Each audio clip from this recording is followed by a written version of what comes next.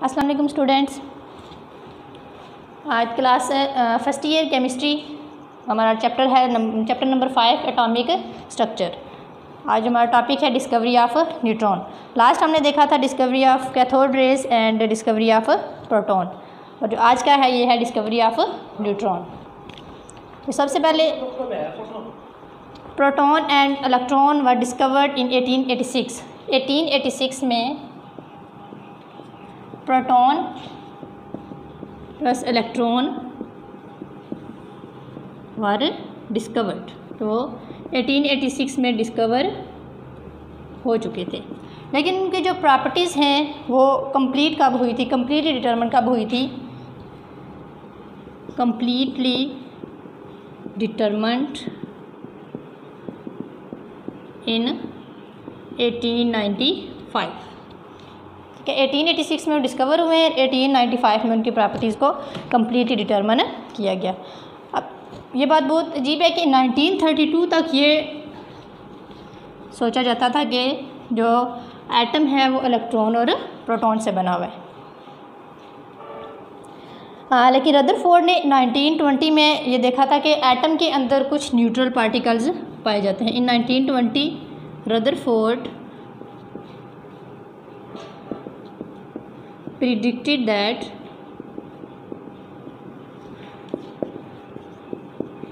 some neutral particles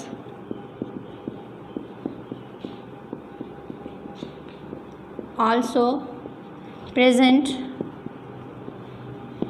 in atom, कि atom के अंदर कुछ न्यूट्रल पार्टिकल्स भी पाए जाते हैं। अब उन पार्टिकल्स का मैस जो है वो एटम के मैस के इक्वल होता था, having mass equal to mass of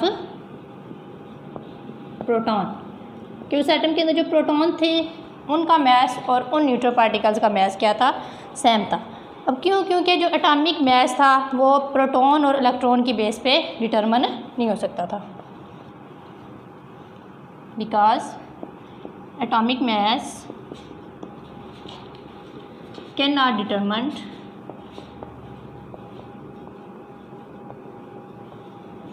by proton and electron,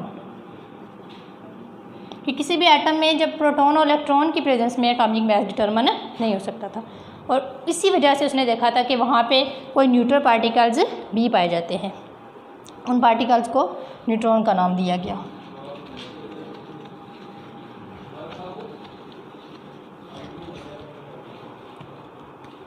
In 1932 Chadwick discover neutron. 1932 में चैडविक ने न्यूट्रॉन को डिस्कवर किया था और 1935 में उसे नोबेल प्राइज़ दिया गया था। नोबेल प्राइज़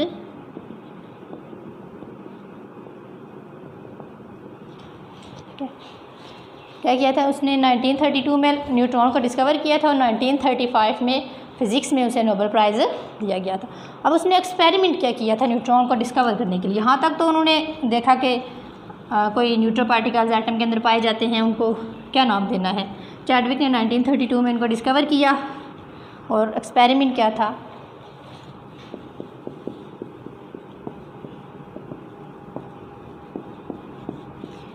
अल्फ़ा पार्टिकल्स थे, उनकी जो स्ट्रीम थी पूरी अल्फ़ा पार्टिकल्स की, पोलोनियम सोर्स से वो प्रोड्यूस हो रहे थे, उनको बम्बार्ड किया गया था बेरिलियम टारगेट पे। Alpha particles from polonium source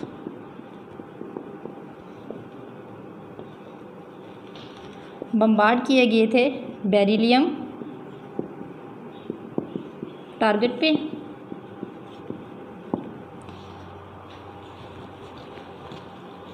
वहाँ पे नोटिस क्या किया गया था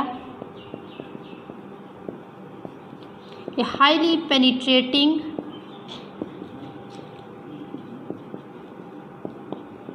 penetrating particles are produced.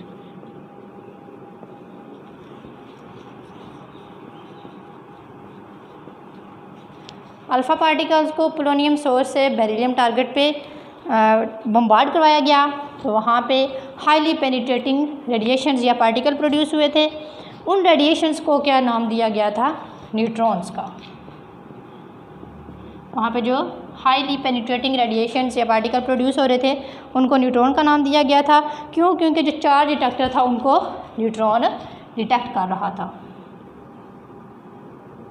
Because charge detector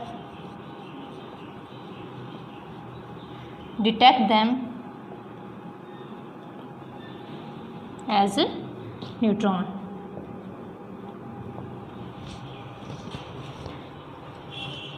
यहाँ पे देखें डायग्राम, इक्वेशन क्या हमारे पास आ रही है? हीलियम क्या है? Alpha particle plus beryllium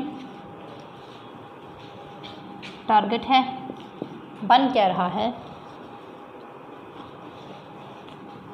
carbon 12 6 plus neutron. ये है हमारे पास न्यूट्रॉन।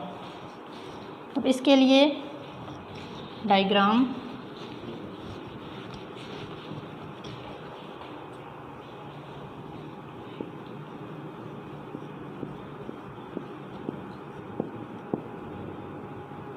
यहाँ से अल्फ़ा पार्टिकल्स,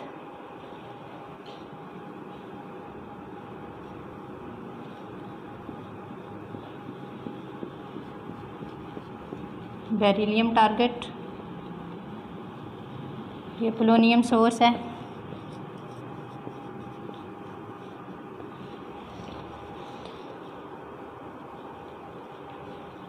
यहाँ से क्या होंगे?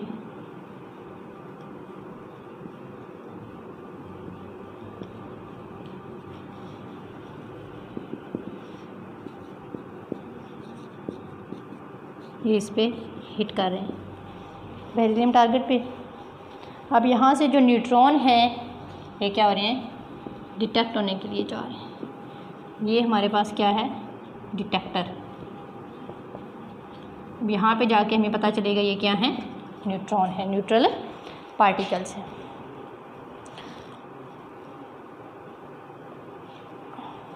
क्या होगा कि जो पार्टिकल्स हैं और न्यूट्रॉन, इनको हम रीअरेंज करेंगे और वहाँ से एक्स्ट्रा न्यूट्रॉन एमिट होते जाएंगे।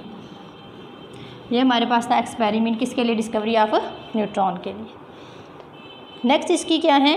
प्रॉपर्टीज़ हैं।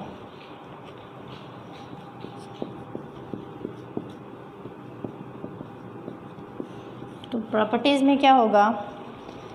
जो फ्री न्यूट्रॉन है जब वो डिके होता है into proton with the emission of electron and neutrino. कि फर्स्ट प्रॉपर्टी क्या है? जो फ्री न्यूट्रॉन है डिके हो जाएगा इनटू प्रोटॉन एंड न्यूट्रॉनो। यहाँ पे देखें प्रोटॉन प्लस 1 + 1, इलेक्ट्रॉन -1 और एक साथ क्या होगा? न्यूट्रॉनो। नेक्स्ट इसकी प्रॉपर्टी है neutrons are highly penetrating particles.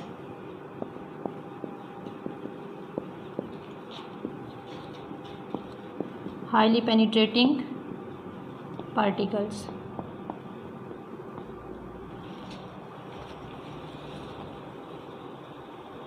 अच्छा, ये क्या करते हैं? पैराफिन से, वाटर से they can expel electron from paraffin,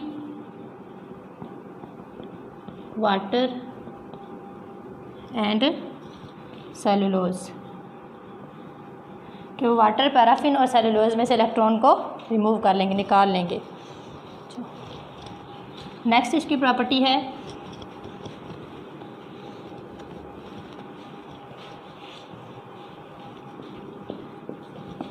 when they travel with 1.2 mega electron volt speed. जब वो इस स्पीड के साथ ट्रेवल करेंगे या एनर्जी के साथ they are called fast neutrons.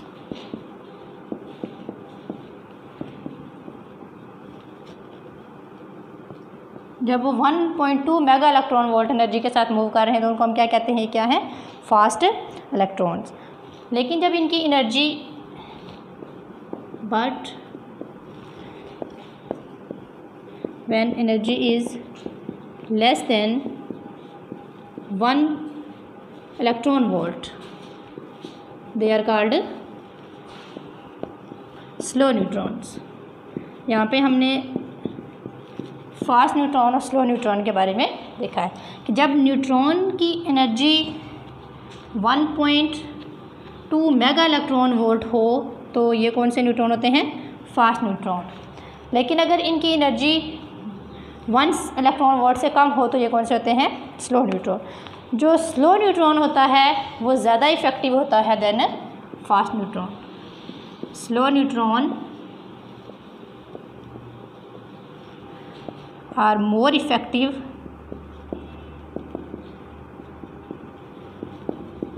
than a fast neutron in fission reaction।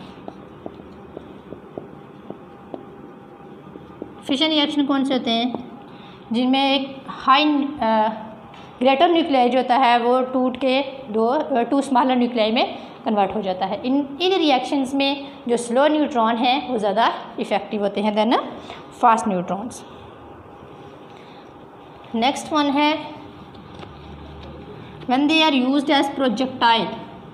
जब वो एक प्रोजेक्टाइल होता है, एक मिसाइल, जब वो मिसाइल के तौर पे यूज़ होंगे, when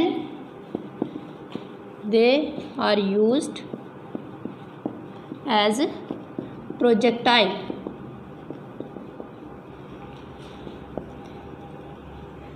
they carry nuclear reactions. कि जब हम इनको प्रोजेक्टाइल के तौर पे यूज़ करते हैं तो उस टाइम ये कौन सा रिएक्शन परफॉर्म करते हैं, न्यूक्लियर रिएक्शंस। अब एक फास्ट न्यूट्रॉन जो होता है वो इजेक्ट करेगा इलेक्ट्रॉन को। ए फास्ट न्यूट्रॉन इजेक्ट इलेक्ट्रॉन कि वो निकाल लेगा इलेक्ट्रॉन को फ्रॉम नाइट्रोजन से, नाइट्रोजन एटम से, एंड बोरॉन इज फॉर्म्ड। और उस टाइम क्या प्रोड्यूस होगा, बोरॉन। और उसके साथ अल्फ़ा पार्टिकल भी, अल्फ़ा पार्टिकल। और इसके लिए रिएक्शन क्या होगा, नाइट्रोजन 14 प्लस न्यूट्रॉन, यहाँ पे क्या बनेगा, बोरॉन 5 और 11 प्लस हीलियम। हीलियम यहाँ पे क्या है, अल्फ़ा पार्टिकल। नेक्स्ट इसकी प्रॉपर्टी है कि जो स्लो मूविंग न्यूट्रॉन जो होता है,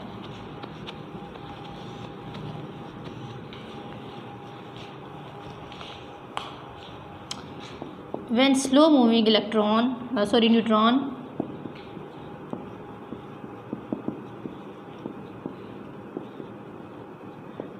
हिट, जब वो टकराएगा कॉपर मेटल के साथ, then gamma rays are emitted. तब वहाँ पे क्या होगा, गामा रेज एमिट होंगी तो रेडियो एक्टिव कॉपर है जो वो कन्वर्ट हो जाएगा जिंक 66 में। क्या होगा, radio active copper 29 is converted into zinc 13। अब इसके लिए क्या रिएक्शन है, जब कॉपर है इस पे न्यूट्रॉन का अटैक होगा, स्लो न्यूट्रॉन है, ठीक है, तो क्या बन जाएगा, कॉपर 66 29 प्लस HV। यहाँ पे ये क्या है, गैमा रेडिएशंस। एमिट हो रही है। अब यहाँ पे ये जो कॉपर 66 है,